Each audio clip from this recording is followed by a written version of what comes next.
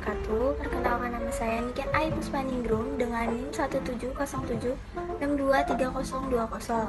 Saya dari Prodi Pendidikan Bisnis Kelas A Angkatan 2023. Di sini saya akan menjelaskan sejarah dan profil perusahaan JNE, laporan keuangan, dan analisis SWOT.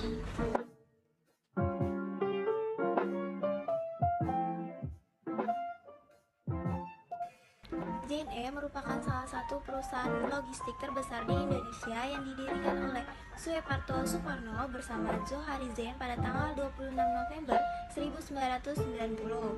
JNE pada awalnya merupakan salah satu divisi dari PT Citra Pantitipan Kilat atau TIKI. TIKI sendiri merupakan perusahaan logistik untuk pengiriman internasional yang berawal dari 100 miliar rupiah dengan 8 karyawan. JNE tak hanya melayani pasar domestik saja, namun juga melayani jasa urusan kepabeanan, impor barang, dan dokumen dari luar negeri untuk masuk ke Indonesia. Pada tahun 1991, JNE mulai memperluas wilayah layanannya dengan memperluas jaringan internasional dengan bergabung di ACCA yang berbasis di Hong Kong.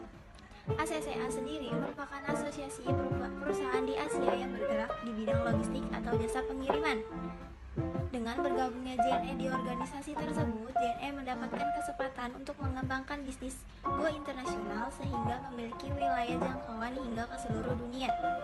Seiring berjalannya waktu, karena melihat potensi bisnis di pasar domestik yang berkembang pesat, JNE merubah fokusnya layanannya ke pasar lokal. Berikut keseriusan JNE untuk mendominasi industri logistik di Indonesia. Pada tahun 2002, mereka membeli gedung dan mendirikan JNE Operation Sorting Centers. Dan pada tahun 2004, JNE membeli gedung baru sebagai kantor pusat JNE. Adapun kedua gedung ini berada di Jakarta.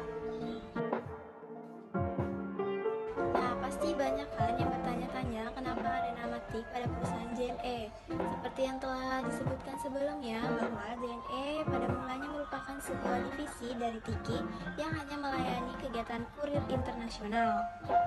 Namun, pada akhirnya JNE memutuskan untuk berpisah dari TIKI ketika mereka sama-sama ingin menguasai pasar domestik.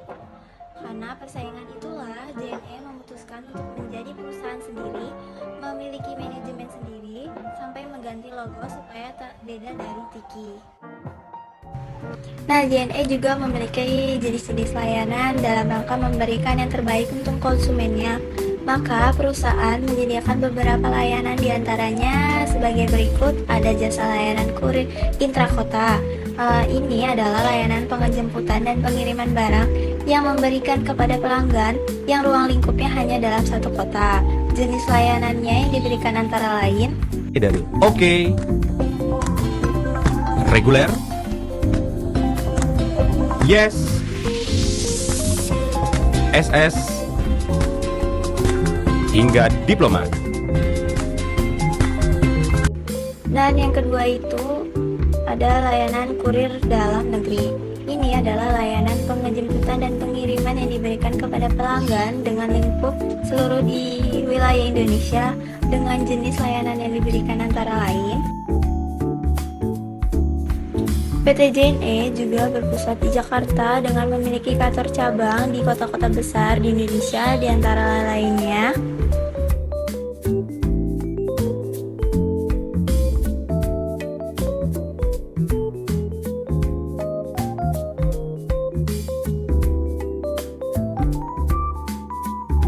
JNE juga memiliki visi dan misi dalam perusahaan. Visinya dapat menjadi perusahaan dengan standar internasional di bidang jasa distribusi yang mampu melayani kebutuhan sekedar lapisan masyarakat dan dapat diterima menjadi tuan rumah di negeri sendiri. Namun di sini juga ada misinya.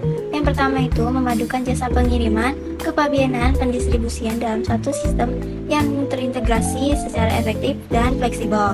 Yang kedua, mendayagunakan jaringan dan infrastruktur yang dimiliki sebagai kontribusi pada perputaran roda ekonomi dengan didukung SDM yang profesional dan memiliki integrasi modal yang tinggi.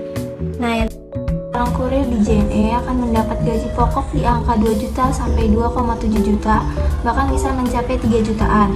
Tak sebatas gaji pokok, kurir pun akan banyak dapat tunjangan yang contohnya uang servis kendaraan, uang kehadiran, uang sewa motor, uang bensin, uang THR, bonus tahunan, dan uang makan.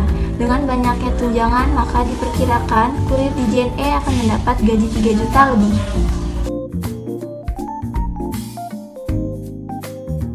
Nah, selanjutnya itu juga ada laporan keuangan PT JNE dari luar kota.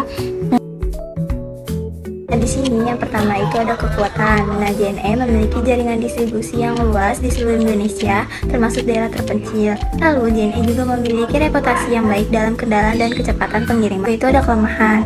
Jadi, JNE itu memiliki tinggi dibandingkan dengan beberapa persaingan. Hal ini dapat menjadi hambatan bagi pelangganan. Nah, namun JNE tidak mungkin konsisten di beberapa daerah, dapat mempengaruhi kepuasan pelangganan di citra perusahaan.